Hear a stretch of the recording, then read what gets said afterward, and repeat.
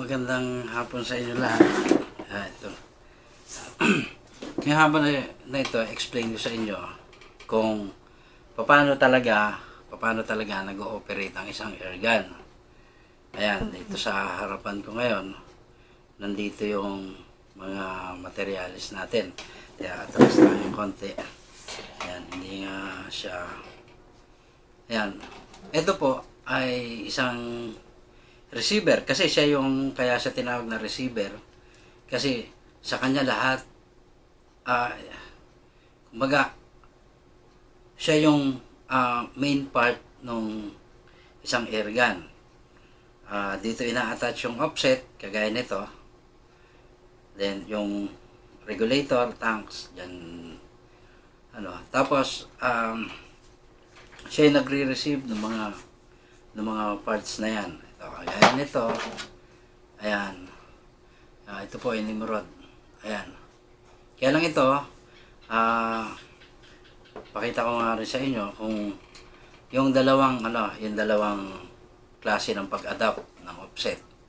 Kasi ito yung maghahawak ng pressure galing sa tank, tapos ng regulator, dapat siya matibay. So, minabuti natin, maging bakal siya, para asin, karugtong siya nito, bakal din yung ating receiver. So, part na siya ng receiver, yung kanyang offset.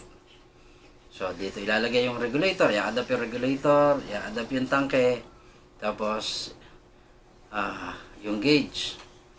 So, part na siya kasi naka-TIG weld siya. Ayan, naka-TIG weld siya. Unlike dito sa isang receiver, naka-tornilyo siya, naka-thread siya, ayan, natatanggal siya. So, yun po yung dalawang klase ng pag-adapt ng ano. So, hindi natin masasabi na itong offset na ito ay part nitong receiver. Although, isa siya sa component na kailangan ilagay para maging PCP.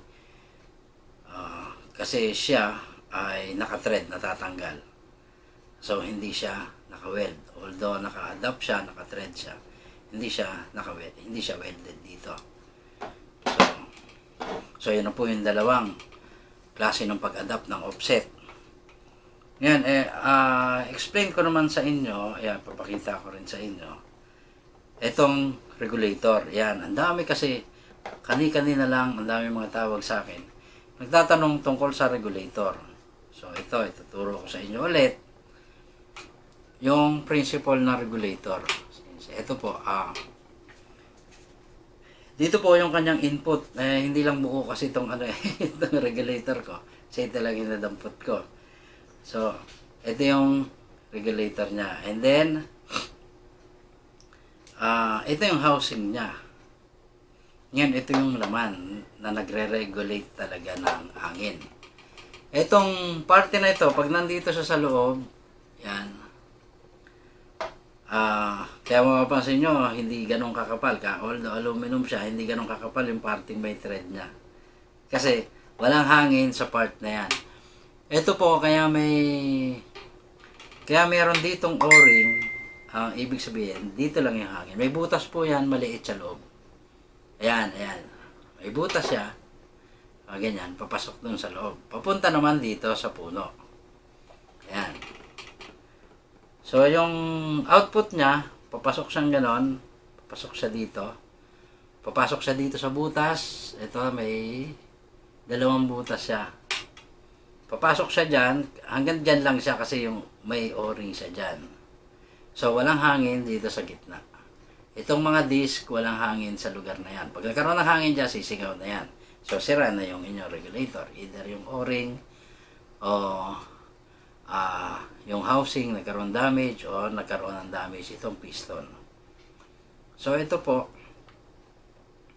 habang ang regulator ay lumalayo siya sa output, sa input niya, habang ito ay umiisod pag ganon, paatras, papunta sa output, tumataas po yung output pressure niya. So pataas po yun. Then habang ito ay pumupunta sa pakaliwa, pakanan, papunta naman doon sa kanyang dito sa kanyang tank, bumababa po yung pressure. So, ano niya na, nakuha niya na. Habang yan kasi po, itong dito sa loob niya, ayan, sa loob niyang pinapasukan niya, habang lumalaki yung space dyan, nagkakaroon siya ng mas malakas na pressure para pumasok doon sa loob. Kasi nagkakaroon siya ng plenum. Parang i-compare natin siya sa plenum. Habang lumalaki yan, habang lumalaki yung gap nito doon sa kanyang, ito po kasi ay sealing mechanism din. Ayan ha. Pag yan ay nakasagad na ganun, let's say alisin nyo lahat yung laman pag nakasagad dyan, wala, halos konting-konti lang ang lumalabas na hangin papunta sa inyong output. Habang lumalayo naman ito, ibig sabihin dumadami yung plates, dumadami yung disc. Habang dumadami yan, tumataas ang pressure niya kasi umaatras siyang ganon, nagkakaroon ng mas malaking plenum itong inyong high pressure side. Nagkakaroon siya ng mas malaking plenum, mas tumataas ngayon yung pressure niya para maitulak dito sa output niya. So ayan, alam niyo na kung paano patataasin at papababain ang inyong output pressure. So maliwanag na yan. Common sense na lang yun. Pag sinabi kong habang lumalayo pa ganon, ibig sabihin, ito, nadadagdagan yung plates. Habang nadadagdagan yung plates, lumalaki ang plenum ng inyong high side, ng inyong high pressure side, papunta, mas malakas ang pagtulak niya, papunta sa inyong output pressure side. Dito naman. So maraming paraan yan kung paano patataasin at pabababain ang pressure nito. Kung paano magdadagdag, paano magbabawas. Yun na po yung tatandaan. Habang lumalaki ang plenum ng high side, habang lumalaki siya, ibig sabihin para mangyari yon, kailangan nadadagdagan yung plates niya, dadami yung plates, yung disc, para tumaas yung plenum, lumaki ang plenum ng inyong high side. So, para mangyari yon, kailangan dagdagan ng mga plates. So, inulit ka na naman. So, yan, malinaw na. Ayan. Ngayon, sa isang receiver, eto po, tabi ko muna to. Ito, explain ko sa inyo yung, tanggalin muna natin kaya. Ayan.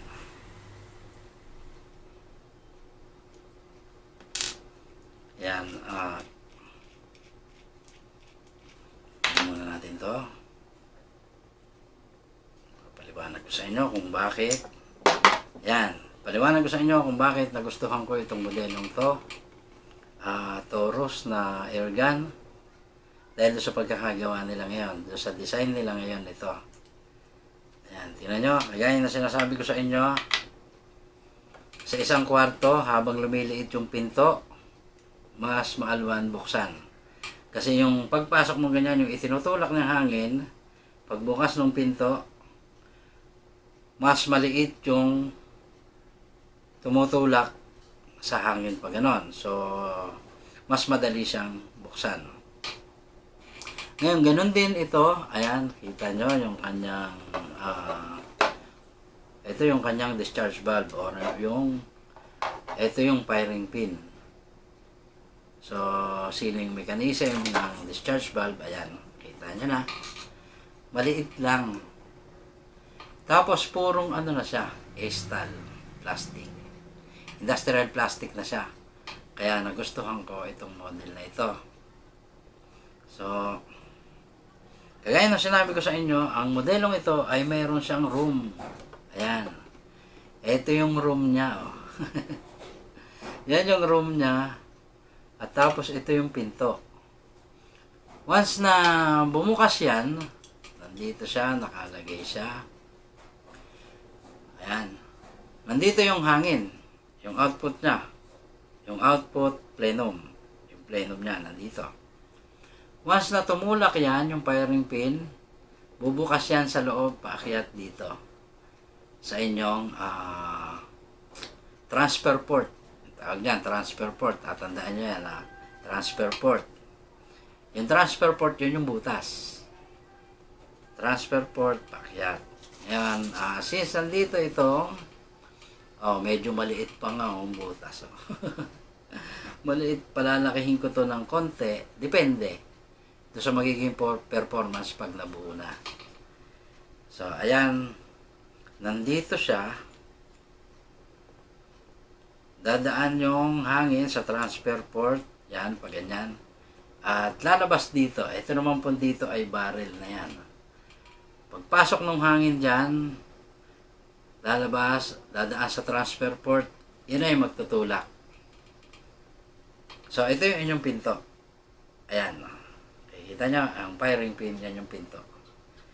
Ito yung knob. Ayan. Yung pinto ay yung inyong mismong yung inyong discharge valve mismo. Ayan. Yun po isa reason kaya nagustuhan ko itong modelong to. At tapos, yun nga, maganda na yung pagkakagawa nila. So, tandaan nyo, transfer port, yung butas na dinadaan ng pataas. Ito po yung room, tingnan nyo. Room niya,